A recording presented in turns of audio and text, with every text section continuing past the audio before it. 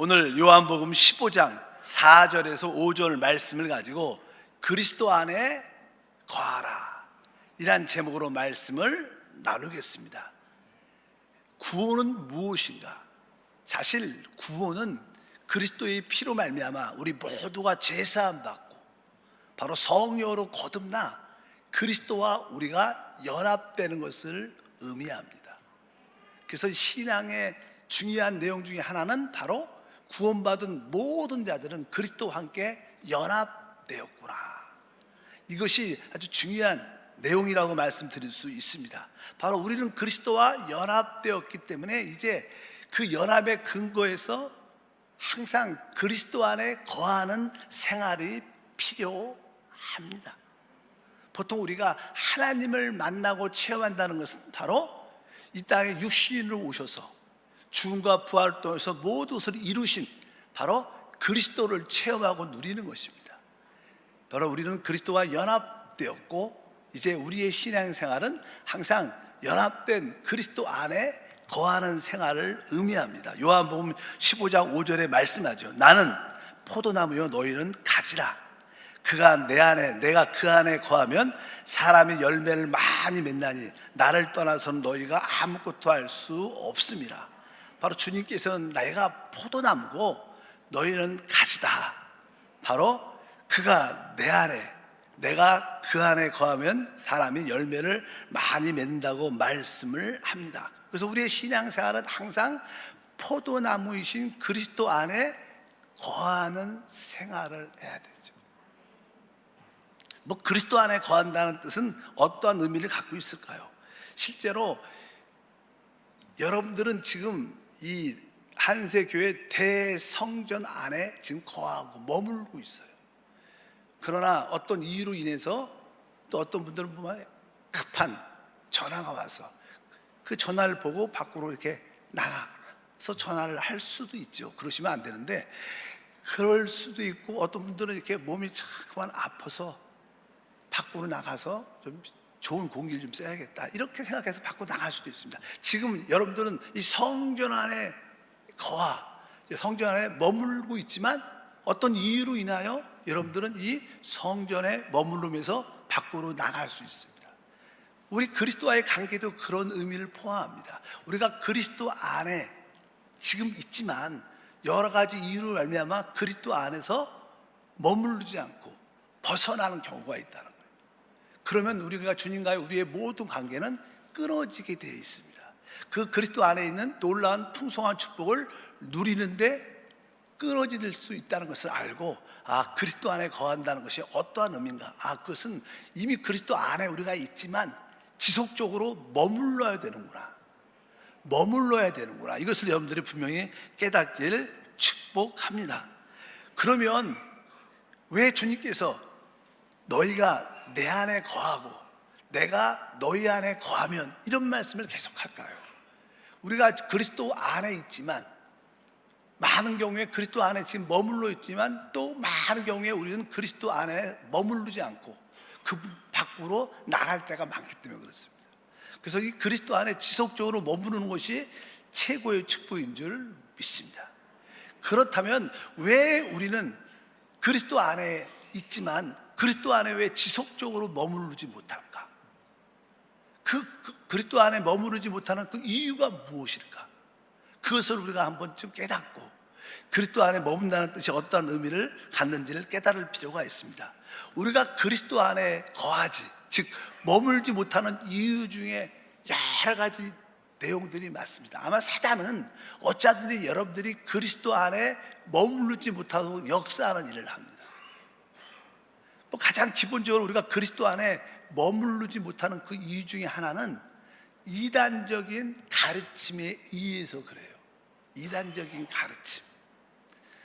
많은 사람들이 이단적인 가르침에 빠지게 되면 또 그 이단적인 가르침의 어떠한 교리, 그 가르침에 붙잡히게 됩니다. 우리의 신앙생활은 참 하나님을 만나는 겁니다. 우리의 참 하나님이 누구시냐면 바로 그리스도십니다. 예수 그리스도가 우리의 하나님이십니다. 실제로 그 예수 그리스도가 죽음과 부활을 통하여 성령으로 우리 안에 실제로 계시죠. 그러니까 우리 안에 계시지만 우리가 그분과 지속적으로 연결된 상태 가운데 우리가 있어야 된다는 것입니다. 그래서 우리는 살아있는 그리스도 안에 머물러야 돼요. 옆 사람과 인사할 때 살아있는 그리스도 안에 머물릅시다. 요한일서 2장 22절에 이렇게 말씀합니다. 거짓말을 하는 자가 누구냐? 예수 그리스도이심을 부인하는 자가 아니냐? 아버지와 아들을 부인하는 자가 그가 적 그리스도니, 이렇게 말씀합니다. 이 초대교회 끝에쯤 보면 이제 이단적인 가르침이 교회 안에 많이 들어왔어요. 그 중에 하나가 뭐냐면 예수가 그리스도가 아니라는 거예요. 만약에 예수가 그리스도가 아니라면 바로 즉 아버지와 아들을 부인하는 자들은 곧 적그리스도다, 바로 그리스도를 반대하는 자다, 이렇게 말씀합니다. 아까 말씀드린 우리의 신앙은 뭐예요? 바로 예수 그리스도를 구주로 믿고 영접하고 그분이 우리와 함께하면 아는 겁니다. 근데 이단은 자꾸만 바로 예수가 그리스도가 아니다, 요즘에도 그런 이단들이 많죠. 예수는 실패했고 내가 진짜 참 그리스도다, 갖고 여기저기서 내가 그리스도다 이렇게 말하는 이단적인 잘못된 사람들이 많죠. 예수를 그리스도로 말하지 않고 자기 자신을 그리스도라고 말하는 모든 자들은 다 이단입니다. 참된 그리스도는 예수밖에 없는 거예요. 그래서 우리는 분명하게 예수가 오직 그리스도시고, 그것은 뭐냐면 바로 그분이 곧 하나님이시고 하나님의 아들이라는 거예요. 왜 그분이 하나님이시고 하나님의 아들이시냐? 바로 우리 하나님은 삼위일체 하나님이시기 때문에 그분이 곧 하나님이요 또 아들 하나님으로 우리 가운데 함께 하시기 때문에 그런 줄 믿습니다. 그래서 이단적인 가르침은 항상 예수를 그리스도로 부인하는 자들이라고 보통 말씀을 합니다. 또 뒤에 보니까 요한일서 2장 23절에 이런 뜻이죠. 아들을 부인하는 자에게는 또한 아버지가 없으되 아들을 시인하는 자에게는 아버지도 있느니라. 그러니까 여러분들이 하나님의 아들이 여러분 안에 있다면 바로 우리는 그리스도를 믿는 것이고 하나님을 체험하는 것이다. 그래서 우리는 아버지와 아들을 다 인정하고 그분이 우리와 함께함을 고백하는 줄 믿습니다. 그래서 보통 이단의 가르침의 핵심은 다른 것이 아니라 바로 살아있는 그리스도 하나님의 아들에 대한 그 인격에 대한 이야기가 아니라 어떠한 가르침에 의한, 어떠한 교리에 의한 그런 가르침을 주장한다는 거예요. 참된 신앙은 살아있는 인격이신 그리스도를 믿는 겁니다. 사실은 여러분과 저와의 관계에서 서로 인격적인 만남이 서로 있고 교제가 있지 않습니까? 서로 대화할 때 저도 여러분을 믿고 여러분도 저를 이렇게 믿죠. 이것은 뭐예요? 인격적인 만남이 있는 거예요. 그리스도를 인격적으로 만나는 게 참된 하나님을 만나는 겁니다. 그러나 이단들은 자기들이 가르치는 가르침과 교리를 가르쳐요. 여러분, 어떤 성경적인 지식과 교리를 가르치는 것과 살아있는 인격이신 그 하나님을 만나는 것은 별개의 문제입니다. 그래서 이단들의 특징에 보면요, 어떤 성경적인 교리와 지식을 계속 생각에 반복시킵니다. 또 반복시키고 또 반복시켜서 그 어떤 교리와 어떤 가르침을 믿게 해요. 우리는 살아있는 인격이신 그분을 믿는 거예요. 그분은 실제로 살아계시죠. 그래서 그분이 너희가 내 안에, 내가 너희 안에 있으면, 이렇게 말씀하는 거예요. 여러분들이 참 인격이신 그리스도를 누리길 주님으로 축복합니다. 그 참 인격이신 그리스도를 말하지 않고 자꾸만 어떠한 교리와 다른 가르침을 말한다면 바로 그것이 참된 그리스도에서 빗나가게 하는 것이다. 여러분, 그런 빗나감에서 벗어나길 주님으로 축복합니다. 두 번째, 또 그리스도로부터 빗나가게 하는 것 중에 하나는 어떤 철학이죠. 철학. 성경의 고로새서 2장 8절에 이런 말씀이 기록되어 있습니다. 누가 철학과 헛된 속임수로 너희를 사로잡을까 주의하라. 이것은 사람의 전통과 세상의 초등학문을 따르며 그리스도를 따름이 아니니라. 여기 보니까 그냥 철학이란 단어가, 철학. 누가 철학과 헛된 속임수 이렇게 말합니다.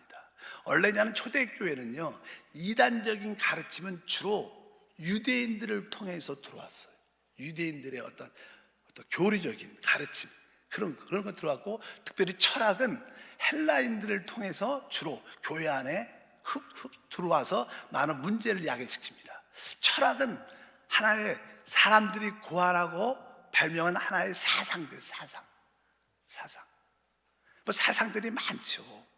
뭐 특별히 저는 헬라인들은 그 그리스의 철학의 사상들이 참 많은데, 예를 들어서 저 요즘으로 말하면 우리 한국도 그리고 세계적으로 지금 이 정치적인 어떠한 이 균형이 깨져서 둘로 쭉 나눠져 있습니다. 우리가 소위 뭐 진보 사상, 보수 사상, 이런 이야기들이 많이 있습니다. 어떤 이 세상을, 정치를 이끌어갈 때 어떤 방향이 진보든 보수든, 이것은 하나의 인간들이 만든 하나의 사상이요, 철학이에요. 우리는 그런데 붙잡히면 참된 신앙을 잃어버릴 수 있다는 것을 아셔야 돼요. 그것은 인간들이 만든 철학과 사상이지, 가르침이지 그리스도를 따르는 것이 아닌 것을 분명히 아셔야 됩니다. 그래서 여러분들이 세상적인 철학에 붙잡혀서는 안 된다.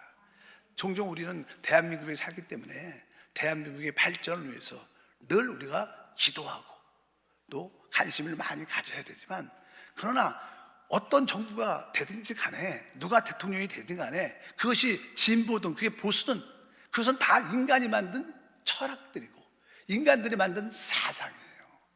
우리가 종종 찬양해 우리의 원수는 뭐예요? 사상과 이념이라고. 이렇게 왜?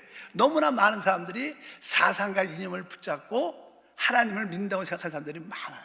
그래서 진보에 관련된 사람들도 하나님을 잘 믿는 사람들이 있어요.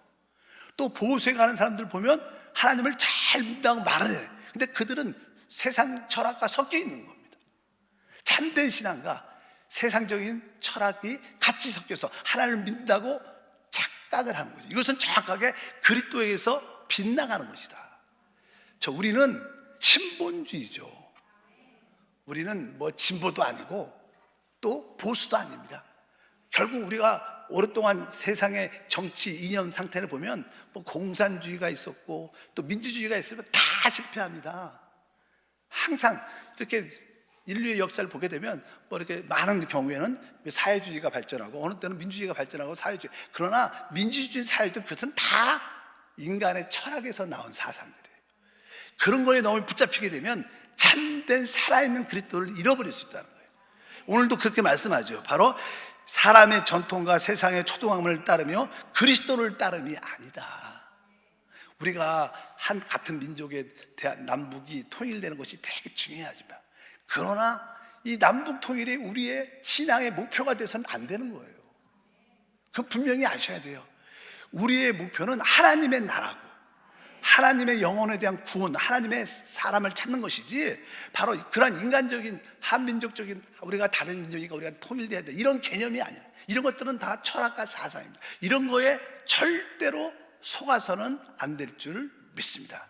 이런 것들은 알게 모르게 그리스도에게서 빗나가게 하는 거예요. 빗나가게 하는 거예요. 그래서 종종 어떤 교회들은, 어떤 목회자들은 너무 정치적인 방향에 많이 교회가 쏠려 있어요. 또 어떤 성도들도 너무 그 정치적인 성향에 쏠려 있어요. 그것은 우리가 빗나가게 되는 신앙이다. 그것도 올바른 게 아닙니다. 우리는 살아있는 그리스도 하나님을 섬기는 자지, 꼭 대한민국을 섬기고 뭐 보수를 섬기고 진보를 섬기고 이런 개념이 아니라는 것을 아시고, 오늘 말씀에 있는 것처럼 누가 철학이나 헛된 속임수라고 말하잖아. 너희를 사로잡힐까 주의하라. 이것은 사람의 전통과 사람의 세상의 초등학문을 따름이요 그리스도를 따름이 아니라고 말씀합니다. 그리고 여기 보니까 사람의 전통, 항상 어떤 단체나 종교에는 그 단체나 종교의 어떤 전통들, 가르침들이 있습니다. 옛날에 우리 교회는 이랬었는데 이래야 된다, 이런, 우리는 살아있는 성령을 따라 사는 것이지 옛날에 어떤 정해진 나름대로의 전통을 따라 지키는 것이 아닌 줄 믿습니다. 마르틴 루터가 종교 개혁을 일으키게 된 여러 가지 이유가 있었어요. 왜? 그 당시 캐톨릭 교회가 이 모든 이 하나님을 대변해서, 교회를 대변해서 오랫동안 1000년 이상 이 교회가 이끌어갔어요. 그러다 보니까 그 교회가 진짜 신앙의 핵심인 하나님 말씀보다는 교황의 권위를 훨씬 더 높여놨어요. 우리의 신앙생활은 뭐예요? 하나님의 말씀이 기준이 돼요. 그 말씀이 그리스도이십니다. 살아있는 말씀. 그런데 그 하나님 말씀보다는 교황의 어떠한 권위를, 또 성경에서 계시하는 말씀보다는, 우리 캐톨릭은 옛날부터 전통적으로 이렇게 해왔어. 그런 전통을 지키고 전통을 따르는 것이 많이 있었어요. 우리는 살아있는 하나님 그리스도를 따라야 될 줄 믿습니다. 그런 의미로서 우리가 말씀을 드리는 것입니다. 그래서 철학, 사상, 또 어떤 전통에 붙잡히면 나도 모르는 사이에 그리스도에게서부터 이렇게 빗나갈 수 있구나. 내가 제대로 하나님을 만나고 누려야겠다는 뜨거운 은혜가 있길 주님으로 축복합니다.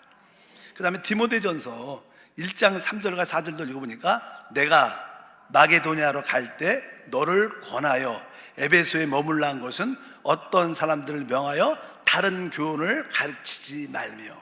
이렇게 교회 안에도 진짜 많은 가르침이 있어요. 진짜 많은 가르침이 있어요. 그런데 이 참된 가르침은 뒤에 보니까 뭐라 써요? 신하와 끝없는 족보에 몰두하지 말게 하려 함이라. 이런 것들은 믿음 안에 있는 하나님의 경륜을 이름보다 도리어 변론을 내는 것이다.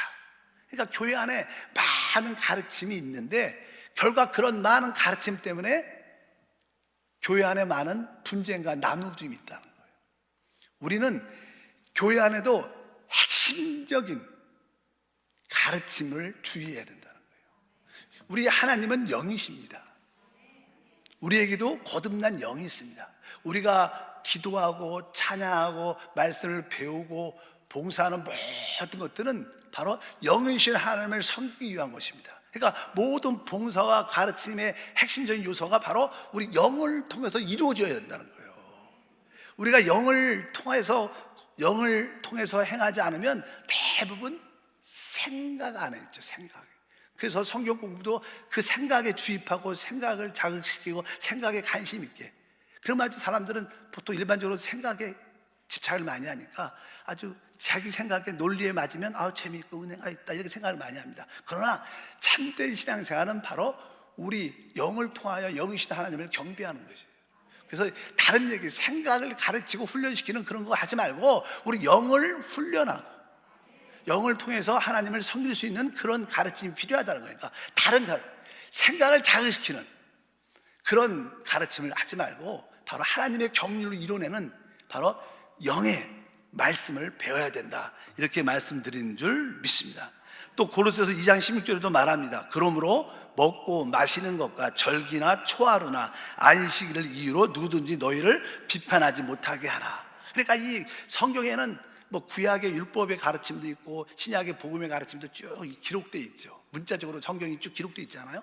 근데 이 말씀을 쭉 보다 보면 이제 구약과 신약의 여러 가지 말씀 가운데서 이제 우리가 성경을 잘못 해석할 수도 있고 그 핵심을 만지지 못하는 경우가 많기 때문에, 여기 보니까 그러므로 먹고 마시는 것과 절기나 초하루나 안식일을 이유로 누구든지 너희를 비판하지 못하게 하라. 그래서 이 구약에 아주 집착하는 사람들은 구약에 있는 모든 말씀을 문자적으로 너무 해석을 강조합니다. 그래서 거기에 나오니까 구약에 우리가 가면 율법하면 세 가지 어떤 큰 부류가 있죠. 범주가 있죠. 하나는 무엇입니까? 사실 저는 우리 율법에서 핵심적인 내용 중에 하나는 할례입니다. 할례를 받는 자, 받지 않은 자, 이렇게 유대인과 구별이 되죠. 이방인과 유대인과의 구별, 할례가 있고, 또 알다시피 율법의 또 하나의 주된 내용 중 하나는 먹고 마시는 것. 어떤 것은 먹을 수가 있고 어떤 것은 먹지 못한다. 그래서 그것을 제가 구분을 시키죠. 구약에 있으니까.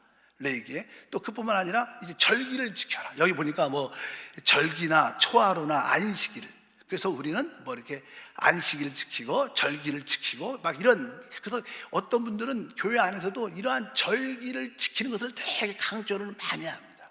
그러나 이 구약에 있는 이러한 모든 것들은 다 뭐예요? 하나의 그림자죠. 하나의 예표죠. 바로 신약에 예수 그리스도가 이 땅에 오셨기 때문에 그분이 모든 것의 실제인 줄 믿습니다. 그 예수님이 특별히 사역하실 때 유대인들에게 가장 핍박을 받고 죽을 수밖에 없는 그런 이유 중에 하나가 안식일을 범했다는 이유예요. 안식일을 범했다. 그리고 주님이 뭐예요? 내가 안식일의 주인이다. 그분이 주인인데 그분이 안식일을 범하고 그런 무슨 의미가 있겠어요? 그러니까 그런 거에 대한 이해가 없는 거예요. 그래서 아직까지도 계속 안식일을 따지는 교회들이 있어요. 어떤 것을 먹으면 되고 안 된다, 어떤 걸 지켜야 된다. 여러분들은 이런 것은 다 그리스도에게서 빗나가는 거예요. 그런 걸 붙잡고 여러분들이 지킨다면 우리는 잘못된 신앙으로 가고 있는 거예요. 종종 그런 교단도 있죠. 안식일에 대한 목숨을 거는. 그러나 하나님이 볼 때는 주일이든 안식일이든 모든 날은 다 주님을 위해서 있는 거예요. 다 똑같은 날이에요. 하나님 할 때. 우리가 영적인 실제를 진짜로 아는 사람들은 그것을 구별할 수 있어요. 그리스도를 참으로 만난 사람들은 우리가 살아있는 그분을 붙잡는 것이지 어떤 형식, 의식, 날짜, 초하루 이런 것이 아니라는 겁니다. 이런 것들도 우리를 어떻게 빗나가게 할 수 있다는 거예요. 그래서 여러분들이 복음이신 그리스도로 충만하길 축복합니다. 또 이제는 이 세상에서는 종종 이렇게 선한 가르침들이 많죠. 그래서 이 도덕적인 가르침, 윤리적인 가르침, 인격 수양, 그래갖고 이렇게 해갖고 사람을 좋은 사람, 좋게 사회생활할 수 있도록 만들어내는 그러한 가르침도 많습니다. 우리 인간들이 볼 때, 사람들이 볼 때는 좋죠.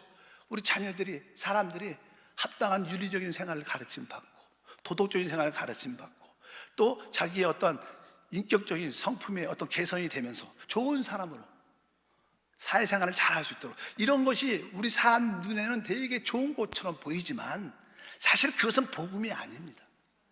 참된 복음은 그리스도를 따라 사는 거예요.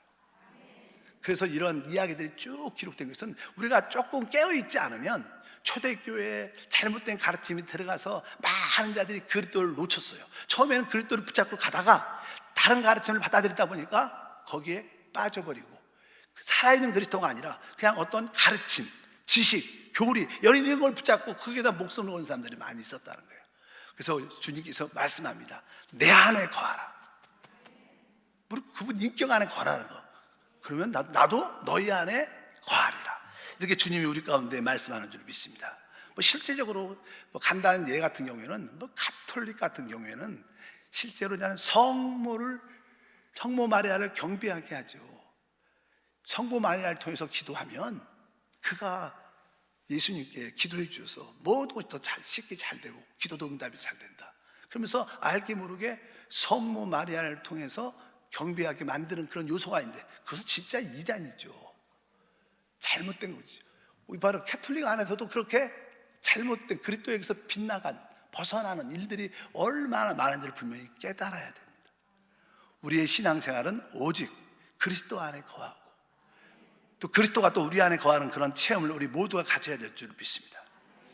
또 이제 교회 안에서도 그냥 세상적인 어떤 가르침, 육신의 가르침이 들어와서 요한일서 2장 16절에 보니까 이는 세상에 있는 모든 것이 육신의 정욕과 안목의 정욕과 이 세상의 자랑이니 다 아버지께로부터 온 것이 아니요 세상으로부터 온 것이다.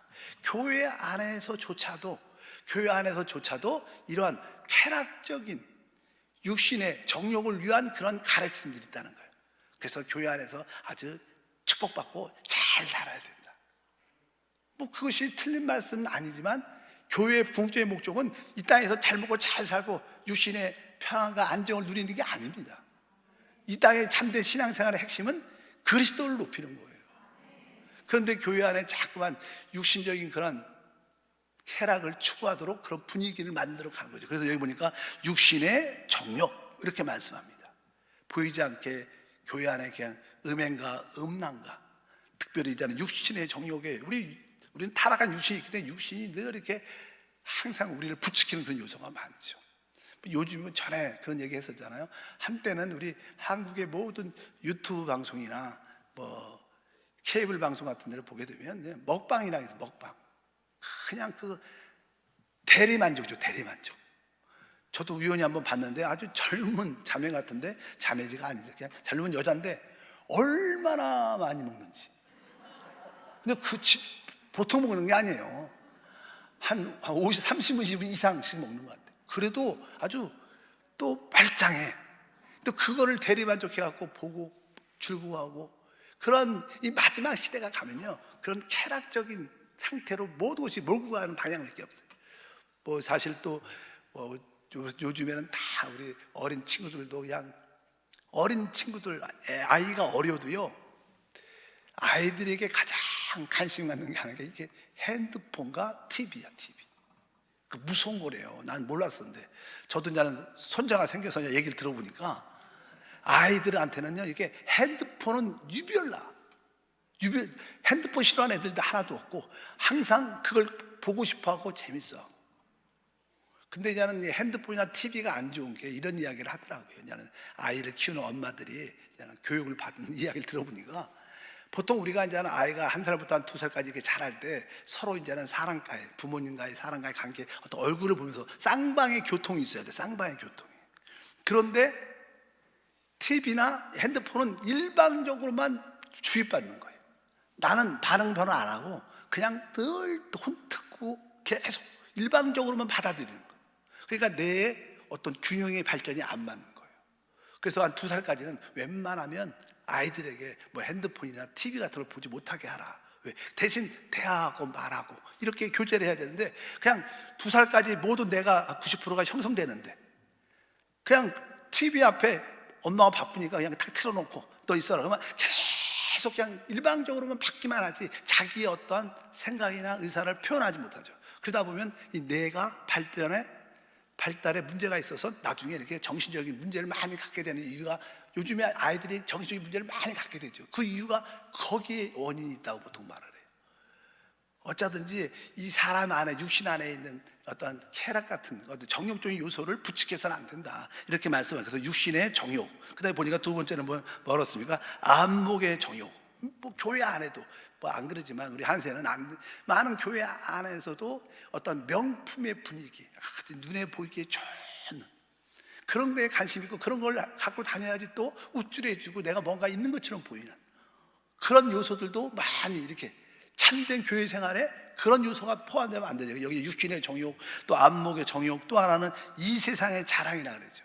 그냥 뭐 큰 집 살고 좋은 차 타고 좋은 뭐 있고 뭐가 돈이 많고 이런 것은 허영적인 그런 자랑에, 교회 요소에 붙잡히게 되면 교회 생활도 그런 재미로 진짜 그리스도를 따르는 게 아니라 잘못된 모습을 누리는 것들이 많다는 거예요. 이렇게 성경에도 이렇게 분명히 말씀하는 줄 믿습니다. 그리고 우리가 또 신앙생활에 실제적으로 그리스도에게서 빗나가는 여러 가지 요소들이 있죠. 그 중에 하나가 염려라는 거예요. 염려. 모든 사람들은 타락한 인간의 총체는 염려입니다. 어떤 누구도 염려에서 벗어날 수 있는 사람들은 거의 없죠. 이제 우리 부모 결혼하면, 결혼 안 한 우리 청년들은 안에서 결혼에 대한 염려, 결혼하면 결혼해서 염려, 자식 낳으면 자식 낳아서 염려, 자식이 없으면 없어서 염려, 계속 염려. 드디어 장가를 보냈어. 드디어 끝이 아니라 이제 손주에 대한 염려. 막 염려를 사람들은 그러니까 늘 사단이 우리 가운데 염려를 부추겨서 염려를 하게 되면 우리는 그리스도를 놓치게 돼요. 그리스도에게서 빗나가게 됩니다. 그러니까 내가 염려하는 것은 내가 그리스도에게서 빗나가는구나, 벗어나는 거구나, 속지 말아야겠다. 성경은 계속 염려하지 말라고 우리에게 강력하게 말씀하는 줄 믿습니다. 그래서 빌립보서 4장 6절에도 말하죠. 아무것도 염려하지 말라. 여러분들이 염려하고 있다, 지금 어떤 문제 때문에 염려하고 있다 그러면 내가 사단에게 속았구나, 내가 오직 그리스도를 붙잡아야 되는데 또 그리스도에서 내가 빠져나갔구나, 벗어났구나. 이것을 여러분들이 또 한번 기억하길 축복합니다. 그래서 베드로전서 5장 7절에도 너희 염려를 다 주께 맡기라. 이는 그가 너희를 돌보심이라. 그러니까 항상 여러분 안에 내가 염려가 있다 그러면 내가 그리스도에게서 빗나갔어, 내가 그분 안에서 머물러지 않고 그분에서 내가 빠져나왔어, 이 생각을 분명히 깨달아야 돼. 속지 말아야 됩니다. 우리의 신앙생활은 바로 우리의 참 하나님이신 그리스도를 체험하고 누리고 그분 안에 있는 거예요. 그럴 때 그분이 모든 것을 이루어내실 줄 믿습니다. 또 빌립보서 2장 14절에 같은 내용이지만 모든 일을 원망과 시비가 없이 하라. 우리 안에 대한 어떤 감정적인 상처를 입게 되면 원망이 생기고, 자기 생각대로 자기 뜻대로 맞지 않으면 시비가, 따지는 것이 생깁니다. 그러니까 여러분들이 마음속에 원망과 시비가 있다는 것은 그리스도에게서 빠져나왔다는 거예요. 빗나갔다는 거예요. 아, 내가 이 원망과 시비를 깨어 있어야 되겠구나. 우리가 지난번에 오늘의 묵상에 그런 내용이 있어요. 우리 마음속에 원망, 시비가 있다는 것은 정확하게 성령에 대한 불순종이에요.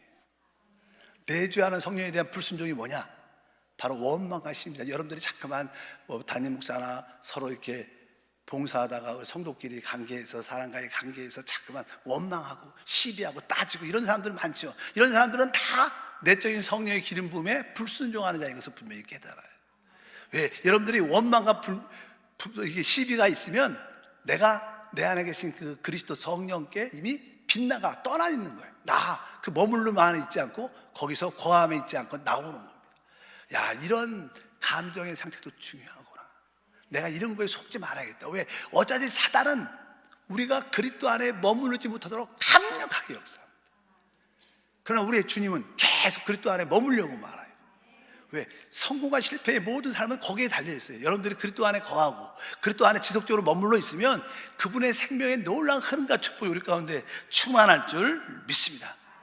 그래서 여러분들이 이렇게 원망과 이렇게 시비가 없으면 여러분들은 성령의 놀라운 역사를 누릴 수 있습니다. 그래야지 여러분들이 어떤 감정에서도 이길 수 있는 그런 은혜와 축복이 함께 할 줄 믿습니다. 그렇다면 여러분, 핵심적인 내용이 뭐냐면 어떻게 우리가 지속적으로 그리스도 안에 거할 수 있느냐, 머무를 수 있느냐는 거예요. 우리가 그리스도 안에 거하고 머무르려면 바로 우리 안에 있는 성령님과 기도로 계속 교통을 해야 되는 거예요. 그러니까 내주하는 그리스도가 우리 안에 계시잖아요. 그분과 지속적으로 연결돼야 되려면 우리가 어떻게 기도해야 되죠. 주님, 내가 성령과 함께 이 시간에 기도하기를 원합니다. 계속 성령과 함께 그리스도 안에 머무르는 그런 기도를 끊임없이 해야 돼요. 그러니까 여러분이 우리가 영 안에 있다 이런 표현을 많이 하잖아요. 영 안에. 여러분들이 영으로 돌이킬 때 여러분들은 그리스도 안에 머무르는 것입니다. 여러분들이 영 안에 있지 않으면 대부분 여러분들은 생각 속에 육신으로 빠져나온 거예요. 그래서 여러분들이 영 안에 있는 최고의 길이 뭐예요? 기도죠. 기도할 때만이 우리는 영의 일을 하는 거예요. 그래서 여러분들이 입을 열어서 주여 내 안에 계신 성령께 돌이킵니다. 내 성령과 교제하고 교통하길 원합니다. 이렇게 여러분들이 끊임없이 여러분 안에 계신 그리스도를, 성령님을 느껴야 돼요. 이 내 안에 계신 그분에 대한 인식을 가지려면 여러분들은 기도해야지만 인식이 있어요. 여러분이 영 안에 있을 때만 그분에 대한 인식이 있다는 거예요. 바로 우리가 그렇게 그리스도 안에 머무르는 우리의 은혜가 함께할 줄 믿습니다. 고린도후서 13장 13절에 주 예수 그리스도의 은혜와 하나님의 사랑과 성령의 교통하심이 너희 무리와 함께 있을지어다. 한번 따라할까요? 성령의 교통하심. 우리 안에 그 성령과의 계속적인 교통, 교제, 기도가 있어야 된다. 하나님, 내가 이 시간에 영 안에서 기도를 통하여 성령과 교통합니다. 계속 그분과 우리가 늘 대화를 해야죠. 우리가 개인적으로 기도를 어느 때는 급한 기도일 때는 통성으로 딱 기도 부르짖지만 보통 일반적일 때는 걸어가면서 늘 그분을 의식해야 돼요. 그분을 인식해야 돼요. 그럴 때 여러분들은 바로 주님 안에 머무르고 있는, 그분 안에 거하고 있는, 그래서 여러분들이 계속 그분과 머무르고 그분과 성령의 교통을 하다 보면 이렇게 말하죠. 너희가 내 안에 거하고 그리고 나서 내 말이 너희 안에 거하면 무엇인지 원하는 대로 구하, 이렇게 말해요. 그러니까 우리가 이렇게 기도를 통해서 성령과 계속 이렇게 기도를 하다 보면 이제 성령이 말씀하시죠. 그러니까 아까 너희가 내 안에 거하고, 이 말은 뭐예요? 우리가 기도로 성령님과 계속 이렇게 교통을 한다는 뜻입니다. 교통을 하면 그 다음에 이 성령이 내적인 말씀을 주시죠. 그분의 내적인 말씀의 느낌이 있죠. 그러면 내 말이 너희 안에 거하면, 이것은 뭐예요? 성령이 내 안에서 하시는 말씀. 우리가 성령님께 계속 기도하니까 성령도 바로 어떤 주님의 뜻을, 말씀을 느낌으로 알도록 말씀하신다. 그러니까 우리가 주님 안에 이렇게 계속 기도로 거하고 그러면 주님의 말씀이 내 안에 느껴져요. 그럴 때 그 말이 레마가 돼서 바로 그 말씀이 능력과 축복과 응답이 되는 줄 믿습니다. 그래서 여러분들이 여러분 안에 계신 그 성령과 기도를 통해서 계속 교통을 하게 되면 이제 원래 이제는 성령은 곧 생명입니다. 생명. 성령의 인격이 생명인데 이제 생명이 이제는 흐르죠. 우리 안에 이게 성령의 교통하심처럼 이렇게 성령의 기름 부음처럼 바로 그분이 이렇게 흐릅니다. 우리가 이 전기가 이게 다 이렇게 가설돼 있어요. 근데 이제는 전류가 이렇게 흘러야 불이 들어오고 동작을 하죠. 어떤 전자 제품에. 그러니까 전류가 흐른다, 전기가 흐른다 그러잖아요. 보통 이게 스위치를 안 켜면 전기가 들어오는 와 있지만 흐르지 않습니다. 전류가. 근데 이제는 스위치를 누르면 전류가 흐르면서 어떤 기계에 동작을 하게 되는 거예요. 바로 우리 안에 생명이 있지만 그 생명이 이렇게 흐를 때 생명의 흐름이라고 그러죠. 그럴 때 바로 생명의 흐름을 느낄 때 여러분들은 그리스도 안에 머무르는 거예요. 그리스도 안에 거하는 거예요. 그럴 때 그 생명의 역사가 느껴지면서 이제 무엇이 느껴지면 주님이 내 안에 계셔. 내가 주님 안에 있어. 이 느낌이 내적으로 확실하게 들어요. 신앙생활은 그겁니다. 여러분들이 영혼으로 돌이키지 않으면요, 주님이 내 안에 계시고 내가 주님 안에 있어, 난 주님과 하나야, 이 생각이 잘 안 들어요. 근데 여러분들이 기도를 통해서 성령과 깊은 교제를 하다 보면 무엇을 느끼냐면 내적으로 확실하게 주님이 내 안에 계시고 내가 주님 안에 있어, 난 주님과 한 영이야. 이럴 때 바로 우리 안에 계신 주님이 내 집이고 바로 우리가 주님의 집이 되는 거예요. 그것을 바로 연합이라 그래요. 연합. 내적으로 그런 체험과 축복이 우리 가운데 함께 할 줄 믿습니다. 그래서 요한복음 14장 23절에 이렇게 말하죠.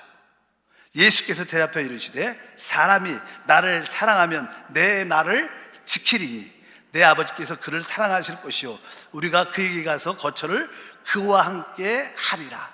그러니까 우리가 그에게 가서 거처를 그와 함께 한다. 거처란 것은 집을 짓는다는 뜻입니다. 하나님은 우리 심령에 그분의 집을 지어요.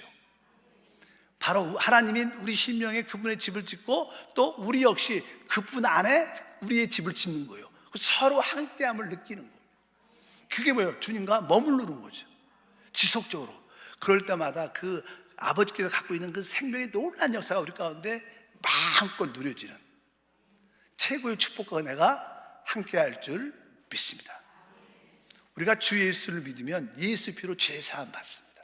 그리고 성령으로 우리는 거듭나서 이제 그리스도와 연합된 그리스도 안에 있는 상태가 돼요. 우리 모두는 다 그리스도 안에 있어요. 이미 그리스도 안에 들어와 있습니다. 중요한 것은 그리스도 안에 있지만 그 자리에 지속적으로 머물러 있어야 된다는 거예요. 우리는 많은 경우에 빠져나간다는 거예요. 그분 안에 있지만 이미 그 안에서 벗어나고 빗나갈 때가 많아. 빗나가는 그 이유를 분명히 알아야 됩니다. 우리는 여러분들이 빗나가지 않으려면 참 인격이신 그리스도 안에 머물러야 돼요. 어떤 가르침, 어떤 행위 이런 데 초점을 맞추면 안 돼요. 우리는 살아있는 인격이신 그분과 늘 인격적인 교제와 교통과 그분과의 어떤 모든 대화와 하나됨을 누려야 될 줄 믿습니다. 그래서 무엇을 하든지 여러분들은 내 안에 계신 주님을 이렇게 인식해야 돼요. 이 사도 바울은 고백합니다. 내가 사는 게 아니라 내 안에 그리스도가 산다. 여러분들은 신앙생활 쭉 하다가 성령이 충만할 때, 은혜가 충만할 때는 주님이 내 안에 사셔, 나도 주님 안에 사셔, 그 어떠한 인식과 느낌이 있어요. 그러나 여러분들이 조금 깨어있지 않으면 주님 앞에서 머무르지 않고 벗어나면 이런 생각을 거의 다 잃어버립니다. 그냥 예배 끝나고 또 가면 말씀 듣고 기도할 때는 맞아, 주님이 내 안에, 내가 주님 안에 있어, 이거 잘 이렇게 인식하다가 또 누구하고 딱 만나서 무슨 얘기, 너 어저께 뭘 봤어? 뭐 했어? 뭐 이런 얘기 딱 하다 보면 벌써 그거 싹 잃어버려요. 왜? 연결되지 않는 거야. 순간적으로 빠져나오는 거야. 우리의 신앙생활은 항상 내 안에 계시는 주님을 인식하는 거예요. 자, 그래서 여러분들이 그것이 영적인 습관이 쭉 되다 보면 그것을 확신하게 알게 되죠. 여러분의 그런 은혜가 있길 바랍니다. 그래서 무엇을 하든지 내가 주님 안에 있고 내 안에 계신 주님이 내 집이야. 또 바로 주님이 바로 내가 바로 우리 주님의 집이지. 바로 우리는 서로 거처를 갖고 있는, 바로 하나님은 바로 우리 심령 안에 그분의 집을 짓는 것입니다. 우리는 계속 그분의 집을 잘 짓고 그 느낌이 강할수록 주님이 내 안에 계시다는 느낌이 강할수록 여러분들은 주님 안에 지속적인 관계가 이루어지고 있는 줄 믿습니다. 바로 신앙생활은 보이지 않죠. 그래서 여러분들이 우리 안에 계신 성령과 교제를 깊이 하잖아요. 교제를 깊이 하면 무엇을 느끼냐면 사랑을 느끼게 돼 있어요. 여러분들이 우리 안에 계신 그리스도를 체험할 때 여러분들은 기본적으로 하나님에 대한 사랑에 대한 체험과 이해를 갖게 돼요. 그리고 그 하나님은 빛이니까 빛에 대한 이해를 갖게 돼요. 그러니까 신앙 하나님과의 성령과의 교통을 하면 내 깊은 곳에 사랑이 무엇이고 빛이 무엇인가를 알아줘요. 여러분들이 하나님의 사랑을 깨달을 때 여러분들은 은혜라는 걸 느끼게 돼요. 은혜. 아, 이게 은혜구나. 하나님이 이렇게 나를 사랑하면서 이런 나를 이렇게 사랑하시는구나. 이게 은혜구나. 그래서 여러분들이 하나님의 사랑을 깨달을 때 여러분들은 은혜를 느끼게 돼 있고, 하나님 빛이신 하나님을 깨달을 때 진짜 실제, 아 이게 진짜구나, 이게 참이구나, 바로 진리 실제를 갖게 된다. 그럴 때 그 안에 있는 하나님의 역사를 마음껏 누리게 될 줄 믿습니다. 오늘 주님은 말씀합니다. 바로 내 안에 거하라. 나도 너희 안에 거하겠다. 근데 이 순서는 우리가 먼저 주님 안에 거해야 해요. 그분은 원래 계시지만 그래도 그 체험적으로 느낄 때는 우리가 먼저 주님 안에 거해야 그분이 거함을 느낄 수 있어요. 뭐 그분이 먼저 막 거하고 우리가 나중에 느끼는 게 아니라 우리가 먼저 그분 안에 거해야, 우리가 그분 안에 지속적으로 머물러야 또 그분이 우리 안에 함께 하심을 누릴 수 있습니다. 여러분 모두가 오늘도 기도를 통하여 성령과 교통함으로 주님의 말씀, 성령의 말씀하심을 느끼길 바랍니다. 오늘도 그 성령의 내적인 기름 부은 말씀이 있으시면 주님과 한 영으로 주 안에서 놀라운 역사를 체험하게 될 것입니다. 기도하겠습니다. 하나님 아버지 감사합니다. 우리는 주님과 연합된 실제의 상태를 가지고 있지만 체험적으로 그렇지 못할 때가 많습니다. 이제 우리 모두가 더 지속적으로 주님 안에 거함으로 지속적으로 주님 안에 머무르는 신앙생활이 되게 도와주시고, 그리스도에게서 벗어나게 하는, 빗나가게 하는 요소를 깨닫고 분별해서 항상 그리스도만을 붙잡도록 축복해 주시옵소서. 주 예수 이름으로 기도함나이다. 아멘.